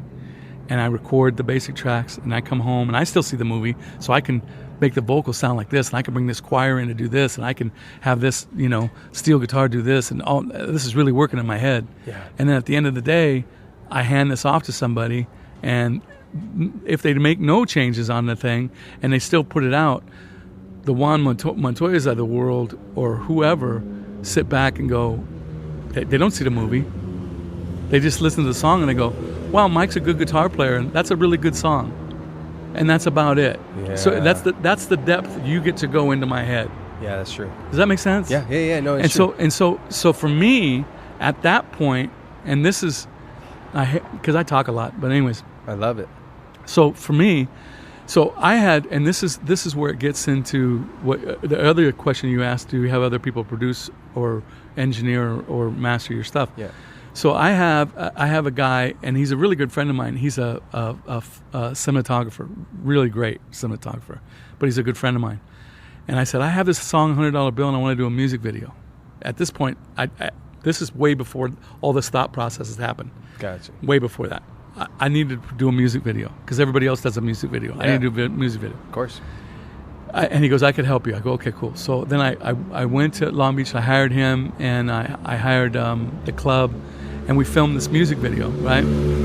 And he filmed it all, and it's like, great. He's going to edit it. He goes, when do you want it by? And I go, whenever you can. His wife gets pregnant. He has a baby. A year later. Oh, shit. Hey, can I get the files from you? Because I got another guy who might be able to edit it. Yeah. Okay, yeah, I just don't have time. No problem. And I'm not mad at him or nothing like that. It's just life intervenes, and, it's not like I'm paying him a bunch of money, right? Okay. So he gives me the files. I give it to another friend of mine, And he's a video editor. He goes, okay, cool, yeah. And another 6 months go by. And now, because that brings us forward a little bit more. So now I'm struggling a little bit more to be able to tell my story better. So I started filming Parchman, which is the latest one I did, the prison one. Yeah. And I started filming that. I filmed that on this phone. No way. You filmed it on that? That whole thing was done on this. Damn. Everything. And so I filmed it all. And I brought it home and I go, I just got to get somebody to edit. It's so stupid. I just got to get somebody to edit it. And I sat there and then now, in the middle of all this, because I'm like you, Juan, the other things are happening. Oh, I'm going to make a cooking show. And so now I'm making a cooking show and I have nobody to edit it. So I'm sitting there in Final Cut and I'm like, how do I make that work? And I call up my buddy, how do I split the dialogue and how do I line things up? And you got to do, and then I go online, look at a YouTube. Yep. Oh, I got it now. And I start editing the cooking shows. I'm editing the cooking shows. I've done 4 now, right? And I stop. The little bell goes off. It goes bing. And I go, I can edit the $100 bill video. Yeah. So I sat down and I edited the $100 bill video. And it turned out killer. And I'm like, oh, this is great. Yeah. Bing. I can edit the Parchman video, the prison video.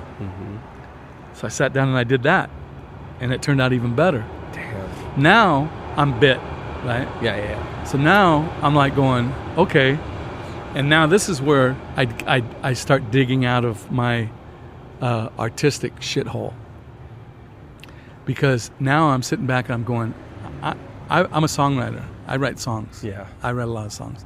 I've written a lot of songs, and I haven't made films on any of them, and so I'm like going. When you wrote them, you had a film in your mind. In my head. So now I'm sitting there going, I'm gonna do films for all my songs now, and so I went down and I shot this new one, which is an old song, 61 and 49, and I shot that at a train station in Globe. Yeah. And the people at Globe, first of all, are amazing. They love filmmakers. They love artists. And so they're like, come on in. I was going to shoot the Parchman video at the Yuma Territorial's prison. Yeah. I called them up. I go, that place will be great. I called them up. They go, oh, yeah, we do it all the time. I go, great. They go, $2,500 a day. Oh, shit. Like, yeah, not me. I can make bars. I'll get some dowels that I can make. You know what I mean? Yeah. I immediately go to ghetto. I'll just do it that way. But then I called Globe. I saw a picture of the Globe jail. And I called them up. And Molly, this girl there who I love, she's like, oh, yeah, that sounds great. Come down. I go, well, what do you charge? She goes, oh, don't worry about that. Just come down. Let's have fun. Yeah. It was like that, Damn. And so I went down there and spent the whole day there. And there's people like doing tours of the prison, and they're like looking around the corner while we're filming all those parts, It was a trip, man. And so the 61 and 49 one, I shot that, and now that is like, I'm so proud of that one. So the Parchment one is good. And when I showed it to a friend of mine, he plays bass for Sydney Sprague, who's really a big artist around here. She's amazing. Sydney Sprague is an amazing artist. Look her up. She's in Arizona. Will do. And but Chuck Morris is her boyfriend. And Chuck, I love Chuck because he's a great sounding board. He does a lot of film stuff. So I sent it to him. And he sent this back to me. He goes, I love the way you set it up. There's a setup, and then the song starts. Mm-hmm. He goes, people don't do that anymore. They don't do that in music videos. And so for me now, they're not music videos. It stopped being a music video after $100 bill. That was stupid and jive. It's a fun video. Blah, blah, the song's funny. It's a great story. But for me now, it's making short films around the song. Yeah. So the focus is the film. The secondary is the song. Yeah. And that's where I'm at now. Well, it makes total sense because in your mind you had a film. Yeah. And the easiest way for you to reproduce that film is to write a song. Right. So this whole time the song was the secondary vessel to get your actual vision out. Right. And when I came to this realization, everything clicked in my head now as an artist, as a music artist, right? because people who do know who I am, it's like, oh, he's a guitar player, and he has a band, and whatever. But very few of them have heard the records.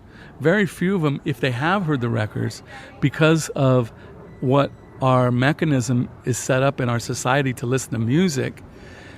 Very few of them have listened to the whole record. Mm-hmm. They've heard a track off the record. Mm-hmm. It's on a Spotify playlist that pops up, or an Apple Music playlist that goes, oh, this is some blues stuff. And usually because the people who are putting playlists together don't really care about what I think or what I'm doing. They just know I play guitar. Okay, let's put him in this Bonamassa playlist because he's a guitar player. Yeah, blues. Okay, and then they put you in that bucket. And I've always resented being put in any kind of bucket. Yeah, I feel you. And so for me now, it's total artistic freedom. And so my distribution group that I work with, Symphonic Distribution, which are amazing people, they love what I'm doing. They love me and all that stuff. They sat down. They said, we're going to set you up with a Vivo channel. Mm-hmm. You'll get a lot more plays. You'll get a lot more visibility. And it'll monetize better for you. And I'm like, okay. And then we're going to set you up with your own personal YouTube channel. And they did all that for me, And so now I have my own Vivo channel, the Mike Eldred Trio Vivo. Just go there and you can see the videos that I'm working on. And there's 2 videos up. There's $100 Bill, and then Parchman just got released a few weeks ago. Yeah. And so they can see both videos there. And they can see what we're talking about right now, how those films played out in my head. And now anybody can see, oh, okay, I see what he was looking at. But even people who know my music, they don't know all the songs. Like the next one that I'm filming is like 61 and 49 is off an older record, mm-hmm. but nobody's heard that record. 30 people have heard that song. Yeah, you know what I mean? Yeah. And so there's no reason why I can't put it out again. With a movie, mm-hmm. a short film. And so then the next one I'm doing is this one called Mr. Newman. And Mr. Newman is a song that I wrote on the first record I did, solo record that I did. And Mr. Newman's about a pedophile, a neighborhood pedophile dude. And it's a frightening song. It's a very dark song, And I would put that song out there without telling people what it is. Mm-hmm, mm-hmm. And I had so many people come to me going, "What's that song about?" Oh shit! Yeah. Because they knew what it was about. Yeah, but they were like, they wanted to hear what it was about. Yeah. But I think one of the lines in the song is, "Mr. Newman, don't go out anymore. He puts the empty bottles out by the door." And people always hear him screaming, "I'm so happy. I'm so glad he's happy now." And it's written from a kid's perspective. A kid doesn't understand who this guy is and why everybody hates him. Yeah. The parents won't let us play in his yard anymore, and it gets into that whole thing. Mr. Newman's going to die someday. That's what all the parents like to say. Oh yeah. So from a kid's perspective, it allows you to, because we would already go into it with the song's about this. Yeah. Like you already have your preconceived notions in that, but you're viewing it from an innocent. Right. And see, for me, and the Parchman video was kind of like that. Once again, $100 Bill was a good video and stuff like that, but it was a typical band thing, and I don't want to be a band thing. Yeah. I have a band, obviously, but it's like, to me, it's kind of tongue-in-cheek, kitschy, and I'm not into band videos. Like I played in Parchman. I'm the warden, and that song's all about a prisoner who's escaped prison. And he got caught. Yeah. And the guard brings him back, and he gets in front of the warden. And the warden sits there and goes, "What are you doing? Yeah. I gave you a place to live. I feed you every day. I taught you how to be a man. Mm-hmm. None of my other dogs run and try to roam. Yeah. The lessons I have taught to them brings them home. And so creepy. It's the creepiest flipping thing, right? So creepy. And the guys, and you've seen the video, right? Yeah. And the guy, the guy is sitting there looking at the prisoner. Look at you, but you're talking about because you were a character. Yeah. And so the guy is sitting there, and he's explaining it to him. And does the warden beat him? No. He hands the stick to the guard, and the guard beats the hell out of him, right? So, but it's like, for me, conceptually, that's a great way to tell the story. So on Mr. Newman, it's written from a kid's perspective, right? Mm-hmm. So, and I've had the concept, and when I wrote the song, the movie played in my head. The movie's not me singing it. On the record, I'm singing it, but in the movie and in the video, it's a little girl singing it. Oh man. And that's gonna fuck people up. Yeah, it is. Yeah. It's because that's a thing where it really brings it back home. And now it's not just a blues song. Now it's a social statement. Now it's a really deeper thing. And from an artist perspective, don't you fucking want to go there? Yeah. Right? You have to push those boundaries, push the lines, toe the line. Right. All of that. You have to. That's where honest, raw art exists. Yeah. Is in those that fine line. Yeah. And so just to finish it up. Yeah. So for me, at my age and everything, and what I'm doing, I'm going to continue to make records. Mm-hmm. I'm going to continue to make music. Yeah, create. But they're going to be short films accompanied with a song every time I do it. Well, that makes sense to me because of Yeah. how you've described it. That in your head, it's already a film, Right. And you're using your media. The medium is music to Right. get to that, Right. So, but now you're going back to square one of what your intentions probably were. Right. And see, now I'm not burdened by a radio guy. Mm-hmm. I'm not burdened by a publicist. I could care less if I got, You recorded it on your phone. I did it on my phone. It's in your pocket. Yeah. It's like I could care less. Is 100 people more going to see that? Maybe, but what am I concerned about? At the end of the day, when I sit down and you say to me, what's your biggest concern being an artist?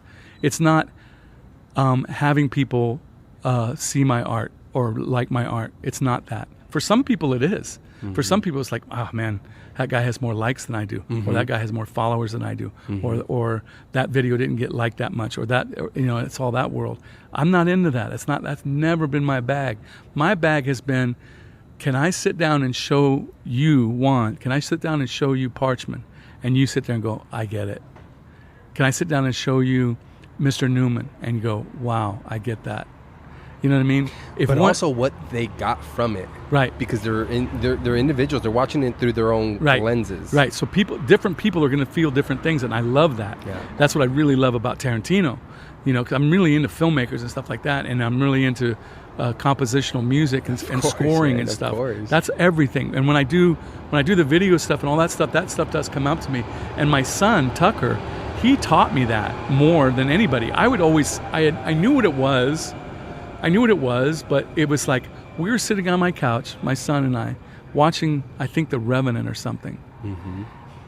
And it was an intense scene. I don't know if it was the bear, but it was something else. But there was something going on, and he leans over to me and he goes, listen to the music. And I looked at him and I went, and it was like everything. Mm-hmm. Pull the music out.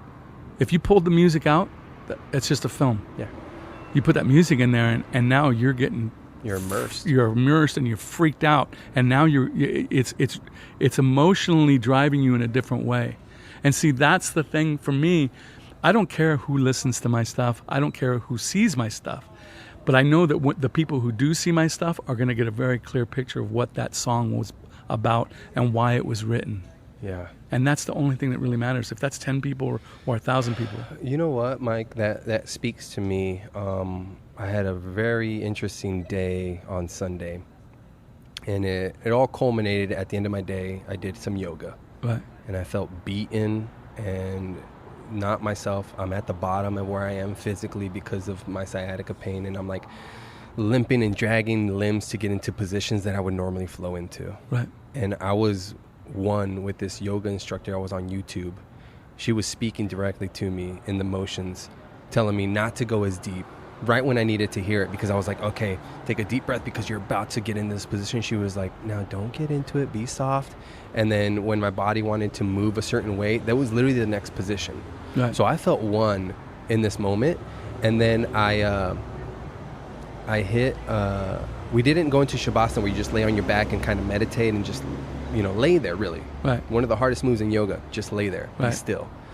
And we didn't go into it. So I was like, I'm going to throw on my meditation playlist and hit shuffle. First song that comes on, we're just going to let it ride. and I thought it was, in my mind, I was just going to be one of these smooth tracks that I have, you know, this and that. And I hit shuffle, and a Tool song comes on.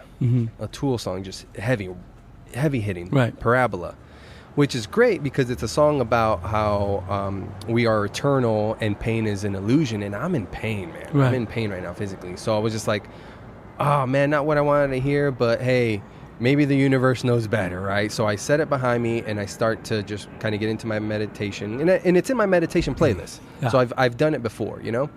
And I'm laying there, and then I was thinking about the music video. And I'm like, you know, what does it kind of mean with this imagery, this and that? And I was like, do I need to think about it? And then this thought came in, and it's like, no, man. The music video is there as a medium for people that need it. They need that crutch to get into it. It was like, just close your eyes. You are in a flow state right now. Right. And let the music take right. you where it's going to take you. Right.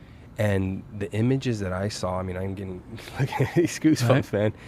I just saw was just like, wow. Like, I let it take me for a ride, and every sound in there felt like, you know, there was like an image of a guy growling and like groaning, and which is how I felt in the moment of me doing the yoga, was that I was just like I hate that I can't move like I can right now.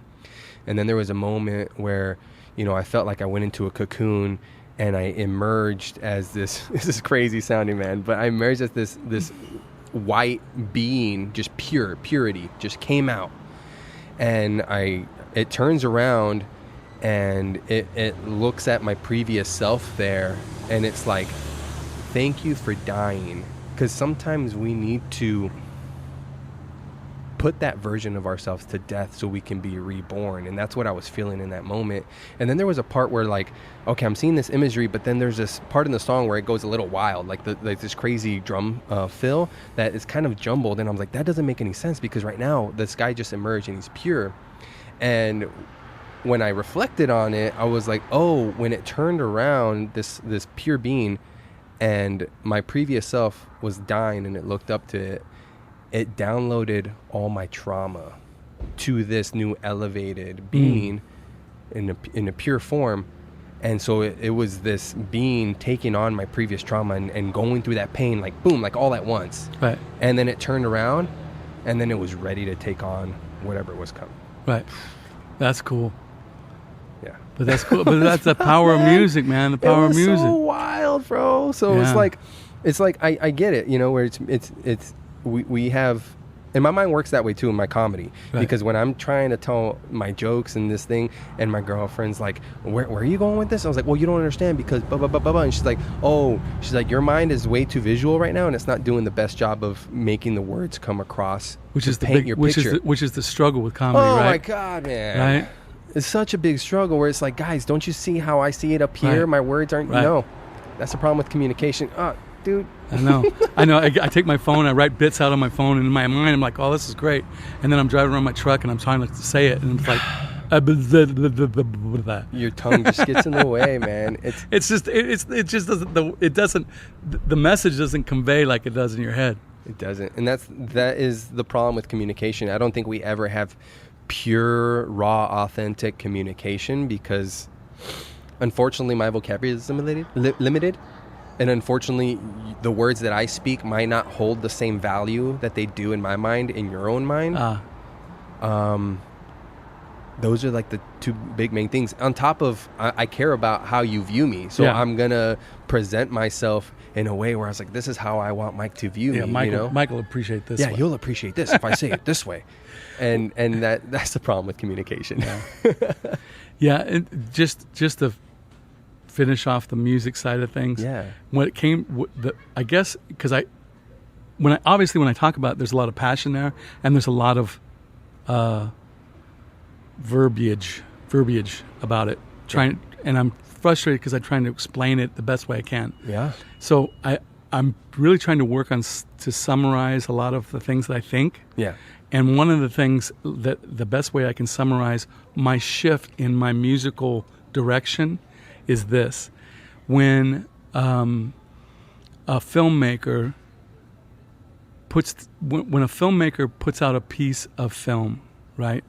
Whether it's Tarantino or any any kind of really great filmmaker. Whenever they do anything like that, Stanley Kubrick. I'm a big fan of Stanley Kubrick. Yeah. I loved all of his stuff, and I try to incorporate some of his thing in all of my stuff, just because I love that guy, and I'm sure that I'll do that for some of the other guys too. Yeah. But so if you're a Kubrick or if you're a Tarantino film guy, right? You make a piece of film. You don't sit down and go, "Oh wow, here's a piece of music. I'm going to make a film to it." They never do that. They never sit down with the score. They don't go to the score guy and go, "Hey, bro, hey, Danny Elfman, I'm thinking I want to do this film about Batman. Can you write a bunch of music and then I'll make a film to it?" That doesn't work that way, right? Yeah. It doesn't. Not on a score. It's always the other way. Yeah. A guy will make a movie like Batman, and then he'll take it to Elfman, and Elfman will see the film and go, okay, and then he scores it, and that's what I do. I do that. I guess because I was doing that for Toyota, and I was doing that for Dillon Rifle Company. I was doing it for a bunch of I did some stuff for Disney and stuff, and when I would do those types of projects, they would hand me. It was so great. They'd hand me a piece of film, and it's like a truck going through the desert in Baja. Yeah. No music, no sound. We kind of want it to be, I don't know, like a galloping type of, and that's the direction that a director will give you. Yeah. Just make it kind of galloping and, I don't know, maybe, more aggressive. Can you make it more aggressive? Yeah. Those aren't musical terms. Those are like, huh? What? And so now I have to take those two little words and process that into a musical thing. And that's where that all works together. So what my point is, again, is real simple. Filmmakers they don't go to somebody and say, hey, give me a piece of music and I'm going to make a film to it. It's always the opposite way around. So that's where I'm at now. Yeah. So my whole thing is that now it's like, okay, I'm going to, I have these songs and now now I know what they were. See, the film was in my head before I wrote the song or as I was writing the song. Yeah. So now I'm just going to go back. I'm going back and I'm completing the processes that should have been. Yeah. That's a beautiful place to be because I think it's gonna bring it full circle for you. Yeah. And I think there's gonna be a great sense of accomplishment there. Yeah. I'll feel better about my music for sure. Yeah. And it's like, and so when I look at putting a record like Baptist Town out and doing that whole, rewind to the very beginning of the conversation, putting an album out, Baptist Town out, or 61 and 49, which is the record before that, or just the Mike Eldred Trio, the first record. If I just putting those records out, and then what? I look at that now, and to me, it's a kid with a crayon. Mm-hmm. I see no value in that at all. For me. Yeah. For me. Now, there's tons of people out there who just go, oh, no, we got to make the next record, and we got to do this, and we got to do that, But when I was talking to John about it, I was really frustrated with Baptist Town. I told John, I said, I'm going to release one song. He goes, what do you mean? Yeah. I'm going to release one song, and it's going to be the whole album. You can't split it up. It's one song. It's $9.95. Back then, it was only iTunes you could do. That's right. I said, it's $9.95, but you get the whole record, and you can't cut it up. And he's like, you can't do that. And I go, why? Like, Mike, no. He goes, you can't do that. I go, why? And then you know what he said to me? He goes, because radio would eat you alive. Yeah. And I'm like, radio doesn't do shit for me now. As it is. Right? So why do I even concern myself with what they think? Or why do I even concern about? Now, from a commercial standpoint, people will sit there and it's like you're chasing the dragon, because, oh boy, maybe, yeah. Yeah, maybe. Yeah, what are you going to do? Nobody's selling 1 million albums anymore. Nobody's selling platinum. Taylor Swift is. You know what I mean? But you're either Taylor Swift or you're starving. Yeah. So I've heard that. That's the whole thing. Yeah. And that's what it is. I want to make sure that everybody understands. That's for me. Yes. That's just my concept. Yeah. And people may look at that and go, he's an idiot. And that's fine. I don't care. But I know that at the end of the day, it makes more sense for me as an artist. it now I look at myself and I'm just like, I'm a filmmaker. You know, I took the Parchman video and Molly from Globe, Arizona. Oh yeah. Molly, I got done. I sent it to Molly, and she goes, "You need to enter this into the Sholo Film Festival." I go, "What?" Ooh. And she's like, "Oh yeah." I did see She goes, "Mike," yeah. she goes, "You need to enter this in all the film festivals." I go, "How do I do that?" And she goes, "I'll send you a link." So she sent me a link to this film thing, and every day I get film festival, and there's categories in the film festivals for music videos. Oh, okay. And you just and then it's so bitching because they sit there and they categorize it. These are the film festivals that are free to enter. These are film festivals that cost $50 to enter. Mm-hmm. These are film festivals that cost $100 to enter. The prices are bigger as you go on. for sure. But even some of the free ones pay money. And okay. so, and I'm not looking at it to pay money. I'm looking at it to be in that arena where it's like, now I'm a filmmaker. Yeah. I want other filmmakers to see my film, and I want to sit down with those filmmakers, because when I go to the film festival, like it's in the Sholo Film Festival. They've told me that I'm already in the top 100, and they said that, you know, I need to go, and they want me to give a panel and the whole bit. What there. are the dates? I think it's the end of September Okay. up in Sholo. Yeah. And so I'm going up there, and it's like, you know, there's it's a weird scene, man. It's like there's a red carpet, there's a meet and greet, they want you need to get up in front of the panel and talk about your film. Yeah. It's like, oh, okay. Right? Here's I brought my camera with me. Hang on, I'm getting a call. Yeah, exactly. So it's that. So now I'm in that situation where it's very interesting to me, because now I'm going to be able to talk to other filmmakers and like, oh, are you looking for music for your film? Why, yes, I am. So now I'll be able to hopefully, you know, integrate some of those relationships into stuff that I can do, because I like scoring. I love doing that work. Yeah. I do love doing it, and it does pay well. But it's like, you know, it's few and far. It's feast or famine, like a lot of art, you know. For sure. And I can picture too, also the reason you could love scoring so much is that that's essentially what you were doing to the film in your head. Right. You were providing the score for that. Exactly. So it all makes sense to me, Right. It all makes sense to me, and I'm of the ilk of do your art as you see best. Yeah. And while other people might be well-intentioned on, oh, you'll be more successful if this or that, success, and this is actually a John Mayer quote that I saw on Instagram or something. But he was like, first, before you start off, define what success means to you. Exactly. Because I've had people that, you know, they sold 6,000 copies of their album and they're like, that's a success. Yeah. You know, and I've had friends that have sold 3 million copies or 2 million, and their other friends sells 3 million copies of their single. Yeah. And they're like, why am I still so miserable? Well, Right. because you never set it out what your meaning of success is in this venture. Right. Exactly. It's very, you know, John always gives great advice, Yeah. whether it's on the internet or, you know, or whether it's in person or whatever it is. Mm-hmm.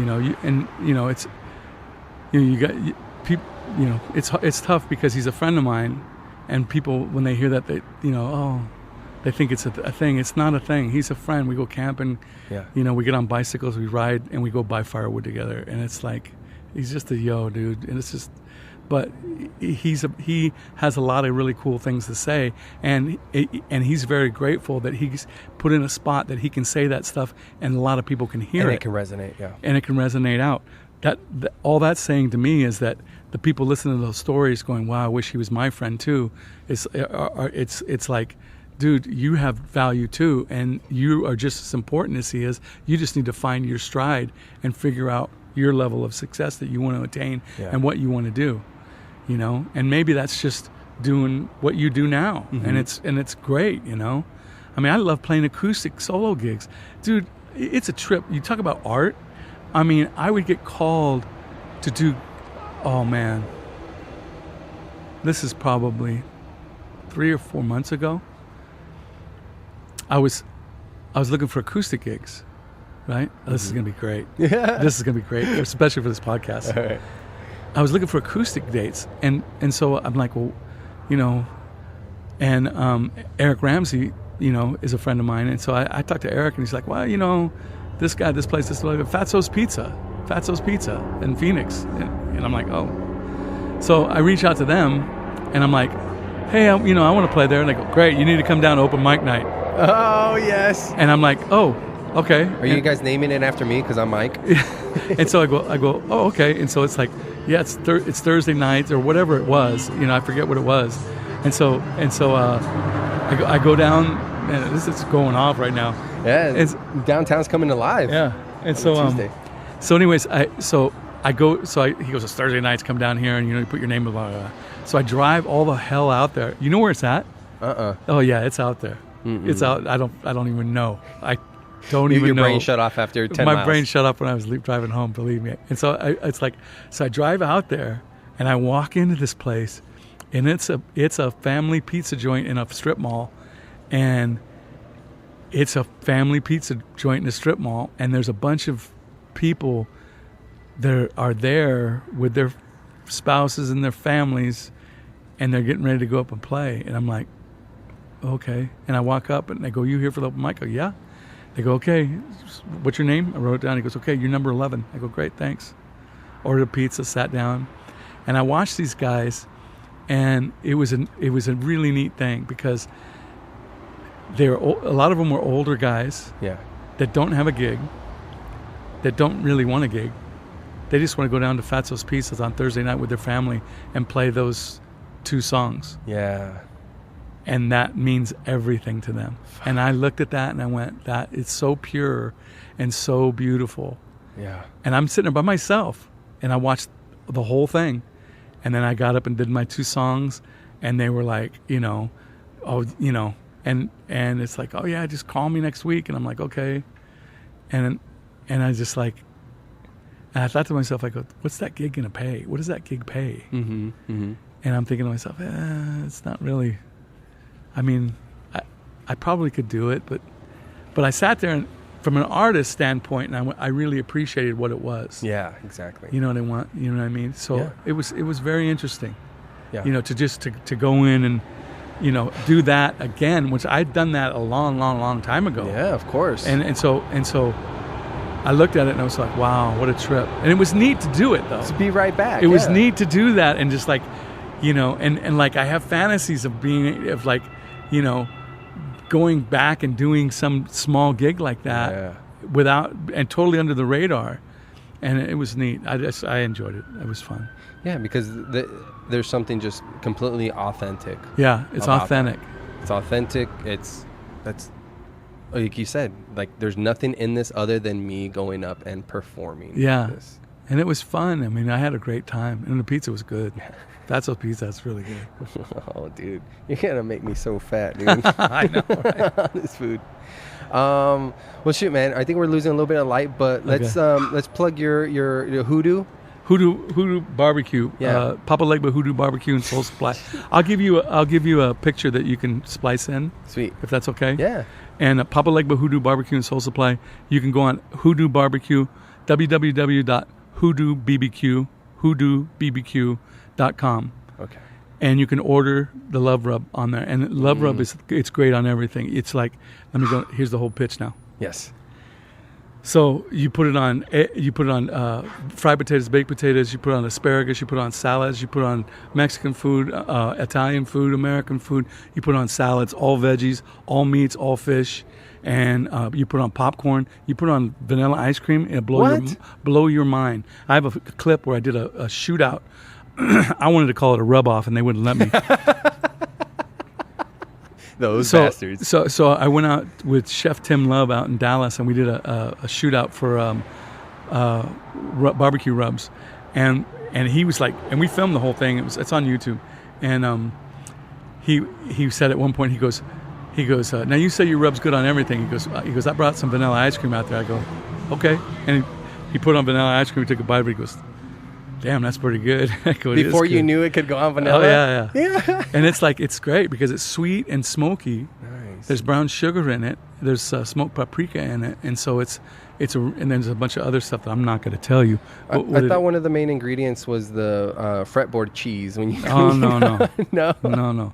Love and goodness is all that goes in that, and it tastes good and brings good luck. But listen, Yeah. Juan, here's the thing: it's good on vanilla ice cream. It's good on popcorn. It's so good on everything. But just think about it now. Now listen, I just want to tell everybody: Christmas is coming. That's right; it's right around the corner.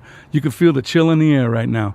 Think of the look on her face when she reaches deep in that stocking. She doesn't pull out a ring from Zales, not a bracelet from Jared. Oh no, a Papa Legba HooDoo barbecue and soul supply bottle of love rub, and it's good on everything, and I mean everything. Yeah, that's a good fucking promo, bro. So yeah, you go on HooDooBBQ.com and you can order it there. We also make coffee and stuff like that. Trying to get into AJ's. They haven't given me the order. I'm a vendor on their thing, but they haven't given me the order. So if anybody out there knows that anybody at AJ's, say, don't you have that Papa Legba HooDoo barbecue and soul supply? Well, here's the thing. There's an AJ's in the mall where the Guitar Center is. Oh, good. So I'll just pop in there every day and ask them if they have your rub. That would be awesome. Be like, hey, do you guys have? No, not yet. All right, cool. Yeah. And then I'll go the next day. I'll do that. Well, I have a bottle to give you, so you have a bottle to take with you. Oh, man. Yeah. But try it on everything. You put on eggs every morning. I'm going to test that theory. Eggs every morning. It's delicious. It's so good. I'm going to test it. Yeah. Mike, thank you so much, man. Thank you, Juan, for having me. We're going to do this so many times over. Yeah. I have so much to learn from you. And well, you keep inspiring me, man, and you inspire so many other people. Keep it up. Keep doing what you're doing. Thank you, Mike. Yeah, and thank you so much for having me on. Yeah, thank you. Guys, follow Mike Eldred on all the socials. Listen to his music. Watch his videos. Go out to the Sholo Film Festival, man. Yeah. Yeah. It's going to be fun. I'm sure I'm going to shit the bed. It'll be funny. But it'll be fun. This Mexican will be there to clean it up. Oh, come on. No. Thanks again, man. I love you, man. No, thank you. Yeah. Right. And come down to Espiritu in Mesa. It's great food, right? Yeah, it's amazing, man. I'm easily going to spend too much time here. And Proof Bread is right there. They make good bread, killer bread right there. Proof Bread, and then Tacos Chihuas is right there. This is a culinary street right here. It's really come alive Yeah. downtown Mesa, man. I appreciate you recommending this place and sitting outside. It couldn't have been a better day. That was great. All right. Yeah, really great. All right. Thanks again, Mike. Thank you, buddy. All right, guys. Have a good night. That was good. That was awesome, man. Oh,